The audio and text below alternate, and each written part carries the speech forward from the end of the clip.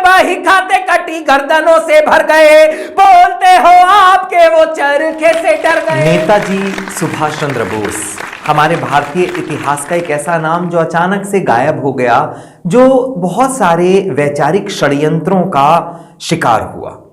आज एक कविता आप लोगों तक नेताजी की जयंती पर पहुंचाना चाहता हूं, सुनिएगा। ये मेरी वो कविता है जिसने सौरभ को सौरभ सुमन लिखने का अधिकार दिया, अपने नाम के आगे कवि लिखने का अधिकार दिया। मैं पंक्तियां देता हूं, सुनिएगा। कि घोर अंधियार है उजास मांगता है देश, घोर अंधियार है उजास मांगता है देश, छाया पतझड़ मधुमास मांगता है देश, कुर्बानियों का एहसास मांगता है देश, कुर्बानियों का एहसास मांगता है देश, एक बार फिर से सुभाष मांगता है देश, एक बार फिर से सुभाष मांगता है देश, एक बार फिर से सुभाष मांगता है देश। चंद काले पन्ने फाड़े गए हैं किताब से। मेरा अपना मानना मित्रों ये है कि नेताजी के बाद आज तक ये नेता शब्द किसी और के आगे फबा नहीं। अगर हम आज किसी को नेता कह देते हैं तो ऐसा लगता है कि जैसे ये भ्रष्टाचारी जरूर होगा, जनता को छलने वाला जरूर होगा, और अगर ये दिल्ली में राजनेता हुआ तो ये राशन कार्ड बनाना तक जानता होगा। नेतृत्व की छवि कहां से कहां तक आ गई, तब ये पंक्तियां आप लोगों तक पहुंचाने की हिम्मत और कोशिश करता हूं, निवेदन करता हूं, सुनना। कि चंद काले पन्ने फाड़े गए हैं किताब से, इतिहास को अपने अनुसार तोड़ा मरोड़ा गया, जो लिखा गया वो पढ़ाया गया, जिसका वर्चस्व था उसने अपने अनुसार इस इतिहास को हमारे तक पहुंचाया और हमें वो मानने के लिए विवश होना पड़ा। हमारे पाठ्यक्रमों में वो बताया जाने लगा जो वो लोग चाहते थे, लेकिन जो असलियत है वो सौरभ सुमन कहने की हिम्मत और कोशिश करता है। बात पहुंचे तो आप लोगों का समर्थन मांगता हूं। कि चंद काले पन्ने फाड़े गए हैं किताब से, चंद काले पन्ने फाड़े गए हैं किताब से, इतिहास को सजाया खादियो गुलाब से, पूछता हूं क्यों सुभाष का कोई पता नहीं, कैसे कहूं बीती सत्ता की कोई खता नहीं, एकाएक वो सुभाष जाने कहां खो गए, एकाएक वो सुभाष जाने कहां खो गए, और सारे कर्णधार मीठी नींद सो गए, मानो या न मानो फर्क है साजिशो भूल में, मानो या ना मानो फर्क है साजिशो भूल में, कोई षड्यंत्र छुपा है समय की धूल में, कोई षड्यंत्र छुपा है समय की धूल में, कोई षड्यंत्र छुपा है समय की धूल में, गांधी का अहिंसा मंत्र रोता चला जा रहा। आजादी से पहले एक वक्तव्य में नेताजी सुभाष चंद्र बोस ने यह कहा था कि हिंदुस्तान को आजादी के बाद कम से कम 50 सालों तक तानाशाही की आवश्यकता है। अगर हिंदुस्तान को हम लोगों ने लोकतंत्र दे दिया तो ये लोग भ्रष्ट हो जाएंगे। दोस्तों, आज सौरभ सुमन आप लोगों से एक प्रश्न पूछता है कि एक बार आईना उठा करके देखना कि हम लोग कहां तक भ्रष्ट हो गए। अंतर्मन अगर द्वेलित हो जाए तब मुझे आप बताना कि जो मैं कहता हूं वो सच है या नहीं। मुझे कि गांधी का अहिंसा मंत्र रोता चला जा रहा, गांधी का अहिंसा मंत्र रोता चला जा रहा, देखिए ये लोकतंत्र सोता चला जा रहा, आजादी की आत्महत्या पे क्यों सभी मौन है, इसकी खुदकशी के जिम्मेदार कौन कौन है, अभी श्वेत खादी की ये आंधी नहीं चाहिए, अभी श्वेत खादी की ये आंधी नहीं चाहिए, 10-20 साल हमें गांधी नहीं चाहिए, 10-20 साल हमें गांधी नहीं चाहिए, सोए हुए शेर की तलाश मांगता है देश, सोए हुए शेर की तलाश मांगता है देश, एक बार फिर से सुभाष मांगता है देश, एक बार फिर से सुभाष मांगता है देश, एक बार फिर से सुभाष मांगता है देश। और कुछ छाले आप लोगों तक पहुंचाना चाहता हूं। टीसते हैं, अंतर मन तक कहीं ना कहीं छील देते हैं। तब मैं ये बात आप तक कहना चाहता हूं कि ढालू खड़ग बिन गाथा को गढ़ा गया, जैसा इतिहास पढ़ाया गया वैसा हम लोगों ने पढ़ा, जैसा पाठ्यक्रम में लिख दिया गया वैसा हम लोगों ने पढ़ा, और फिर वो ये चाहते हैं कि हम उस इतिहास को मान लें। साहब क्षमा चाहता हूं, पंक्तियां देता हूं, सुनना कि ढालुओ खड़ग बिन गाथा को गढ़ा गया, आजादी का स्वर्ण ताज खादी से मढ़ा गया, लाल किले में लगा दी क्यारियां गुलाब की, तारे जाके बैठे हैं जगह पे आफताब की, तारे जाके बैठे हैं जगह पे आफताब की, आजादी की नींव को लहू से था भरा गया, मिली नहीं भीख में आजादी को वरा गया, कितने जाबाज बाज धरती में गड़ गए, कितने जाबाज बाज धरती में गड़ गए, किंतु सारे श्रेय को लेके कपूत उड़ गए, किंतु सारे श्रेय को लेके कपूत उड़ गए, किंतु सारे श्रेय को लेके कपूत उड़ गए, जिन्हें परवाह नहीं थी किसी अनुरोध की। हम लोगों से यह कहा गया कि ये जो आजादी है हमें अहिंसा के बूते पर मिल गई, ये जो आजादी है ये हमें चरखा काट करके मिल गई। फिर वो लोग पागल थे, दीवाने थे, वो लोग जो फांसी के फंदे पर झूल गए अपनी भरी जवानी में। आज भगत सिंह का परिवार कहां है? चंद्रशेखर आजाद के परिवार के किसी व्यक्ति को आप लोग जानते हैं? कहीं कोई नाम सुना? लेकिन आप लोग सब जानते हैं कि नेहरू परिवार कहां है। आप ये सब जानते हैं कि और तमाम लोग कहां हैं। जिन्होंने राजनीति की वो आज तक सत्ता में हैं, लेकिन जिन्होंने वास्तविकता में कुर्बानियां दी उनको हमारा भारत भूल गया, उनके परिवारों का ऋण जिनका नहीं चुका सकता था उनको भूल गया। तब मैं पंक्तियां देता हूं, विवश होकर के कहना चाहता हूं कि जिन्हें परवाह नहीं थी किसी अनुरोध की, जिन्हें पर अहिंसा से प्रभावित होकर के वो अंग्रेज छोड़ करके चले गए, जो एक विधवा नारी की पीठ पर एक अबोध बच्चा बंधा हो, उसके ऊपर शस्त्र चलाने में जिसके हाथ ना डिगे हो, एक साथ जलियांवाला बाग में, वहां पर हमारे बच्चे भी थे, वहां पर हमारी माताएं बहनें भी थीं, एक साथ कत्ल का ऑर्डर दे दिया जाता है, गोलियां बरसा करके सबको मार दिया जाता है। तब उनका कलेजा नहीं पसीजा, वो चरखे से डर करके चले गए, चरखे की अहिंसा से प्रभावित होकर के चले गए। इससे बड़ा चुटकुला कोई हो नहीं सकता। उसके विरुद्ध पंक्तियां पढ़ता है सौरभ, आप लोगों तक बात पहुंचाता हूं कि जिन्हें परवाह नहीं थी किसी अनुरोध की, जिन्हें परवाह नहीं थी किसी अनुरोध की, बेवा सिंघनी की पीठ पे बंधे अबोध की, बेवा सिंघनी की पीठ पे बंधे अबोध की, काला पानी जेल की दीवारें चीखती रही, सावरकर के जख्म की दरारें चीखती रही, जिनके बही खाते कटी गर्दनों से भर गए, जिनके बही खाते कटी गर्दनों से भर गए, बोलते हो आपके वो चरखे से डर गए, बोलते हो आपके वो चरखे से डर गए। अब सही सही इतिहास मांगता है देश, अब सही सही इतिहास मांगता है देश।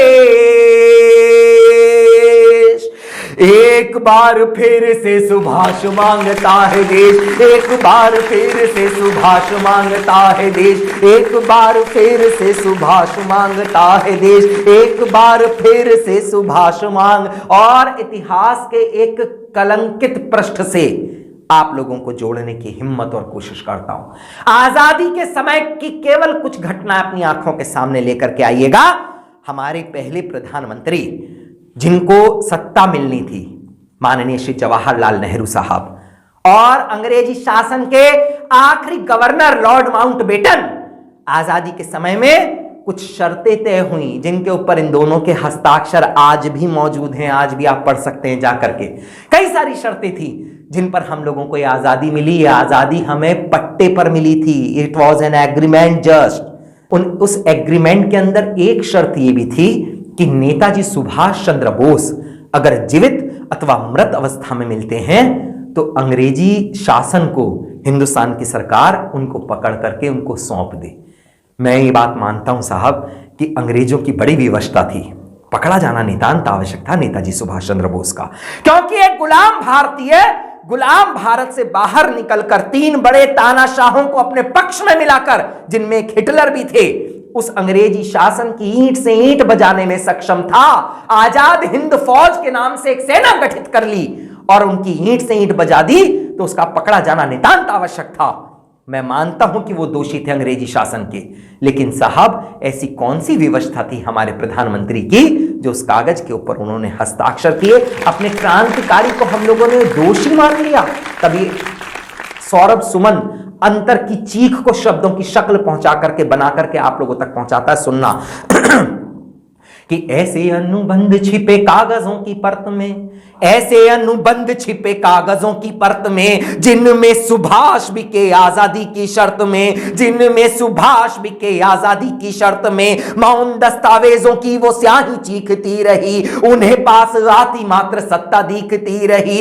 नींव की जो शख्स ईंट बुनियादी हो गया, नींव की जो शख्स ईंट बुनियादी हो गया।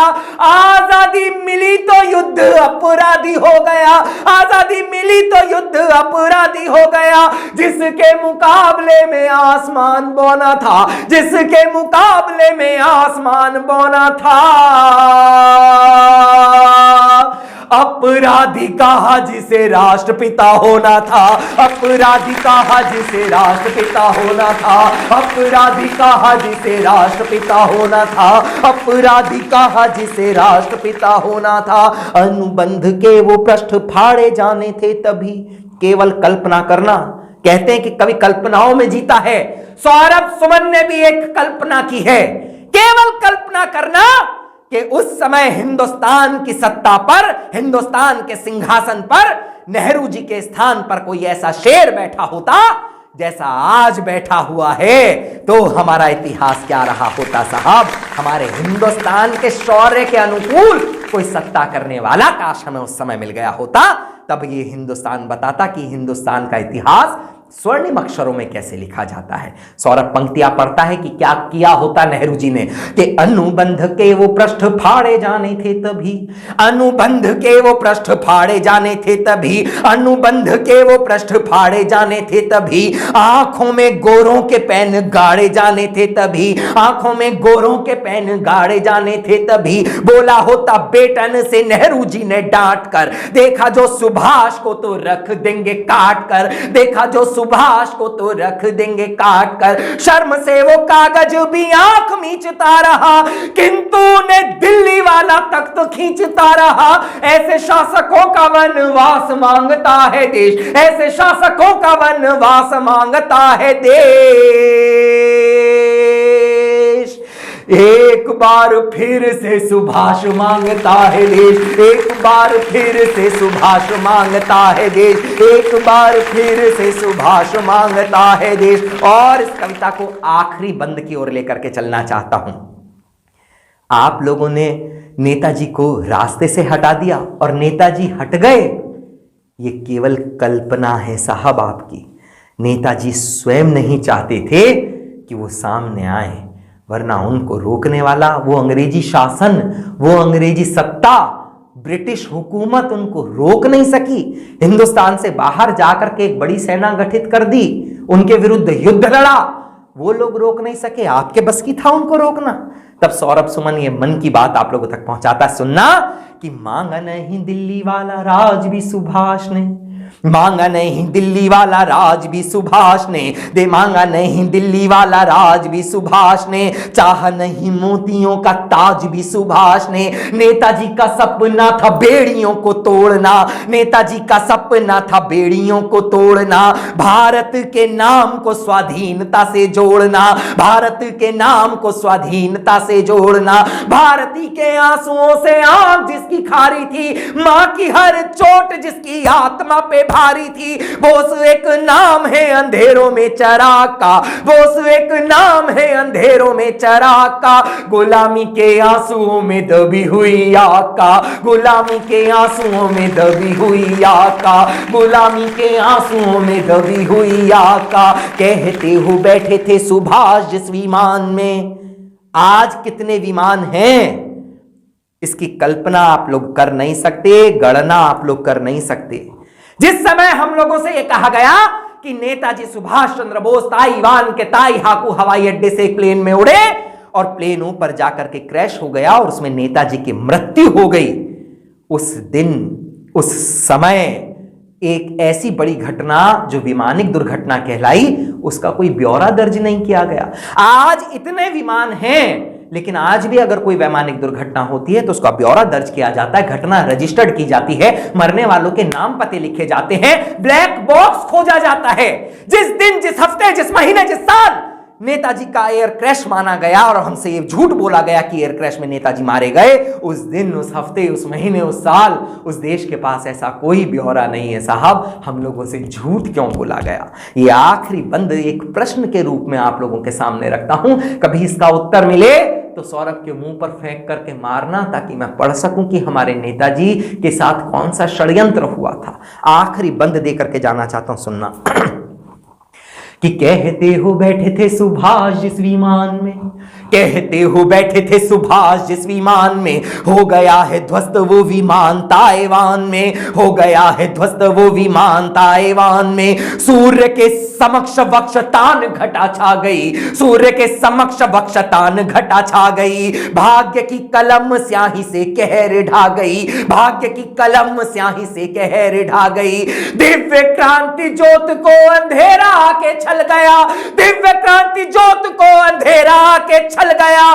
बोलते हो सूर्य पुत्र चिंगारी से जल गया, बोलते हो सूर्य पुत्र चिंगारी से जल गया, बोलते हो सूर्य पुत्र चिंगारी से जल गया। आपसे वो जली हुई लाश मांगता है देश, एक बार फिर से सुभाष मांगता है देश, एक बार फिर से सुभाष मांगता है देश, एक बार फिर से सुभाष मांगता है देश।